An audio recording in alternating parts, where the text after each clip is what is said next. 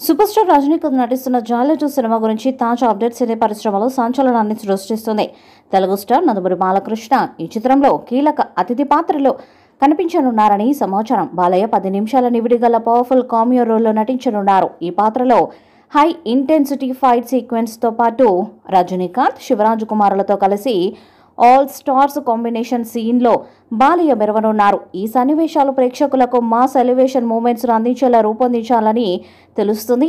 అయితే ఈ 10 నిమిషాల పాత్ర కోసం బాలయ్య ఏకంగా 22 కోట్ల రెమ్యునరేషన్ ని డిమాండ్ చేయగా సన్ పిక్చర్స్ ఈ మొత్తాన్ని కూడా చెల్లించడానికి సిద్ధమైనట్టు సమాచారం. అఖండ, వీరసింహారెడ్డి వంటి చిత్రాలతో వరుస విజయాలు అందుకున్న బాలయ్య జల్లటూలో తన మాస్ మార్కును చూపించేందుకు సిద్ధమవుతున్నారు. ఈ వార్త సినీ వర్గాల్లో హాట్ టాపిక్ గా మారింది. ఇక ఈ సినిమా షూటింగ్ శరవేగంగా జరుగుతుంది. ప్రస్తుతం కేరళలో ఈ సినిమా చిత్రీకరణ జరుగుతుంది. రజనీకాంత్ షూట్లో చురుకుగా పాల్గొన్నారు. తాజాగా ఇప్పుడు సూపర్ స్టార్ రజనీకాంత్ ఈ సినిమా షూటింగ్ డిసెంబర్ నాటికి పూర్తవుతుందని వెల్లడించారు.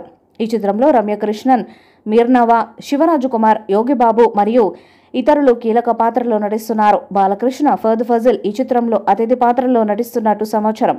అనిరుద్ధ్ సంగీతాన్ని అందిస్తున్నారు. ఈ చిత్రం 2026లో వేసవి విడుదల కోసం సిద్ధంగా ఉంది.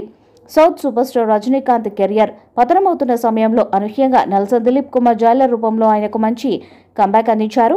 రజనీకాంత్కి సక్సెస్ ఇచ్చిన జైలర్ సినిమా సీక్వెల్ కోసం అభిమానులు ఎంతగానో ఎదురు చూస్తుండగా ఇప్పుడు రజనీకాంత్ కూడా జైలర్ సీక్వెల్ పై ఆసక్తిని కనబరచడం, అందులో భాగంగానే షూటింగ్ ప్రారంభం కావడం అంతా చకచక జరిగిపోయింది.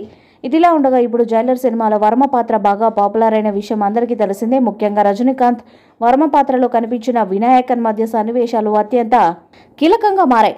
విలన్ వర్మ పాత్రలో వినాయకన్ నటించిన తీరుకు విమర్శకుల ప్రశంసలు కూడా లభించాయి. అందుకే జైలర్ 2లో కూడా ఈయన ఉంటే బాగుంటుందని మేకర్స్ ఆలోచించారు. అందులో భాగంగానే కొన్ని నిమిషాల పాటు ఆయనను చూపించబోతున్నారట.